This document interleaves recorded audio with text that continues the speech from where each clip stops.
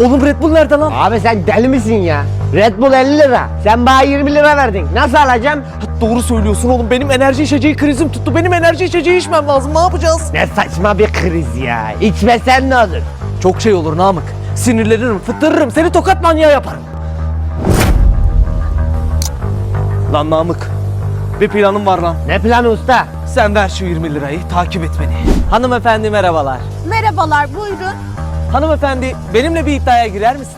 Ne iddiası? Sizinle iddiaya girelim ki şu elinizdeki enerji içeceğini tek dikişte içebilirim. Tek dikişte nasıl içeceksin ya? Öyle içmen imkansız. İçerim hanımefendi. 20 lira bahsine var mısınız? Varım.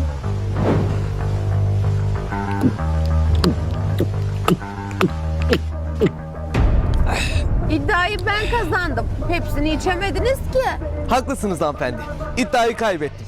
Ver 20 lirasını ablanın.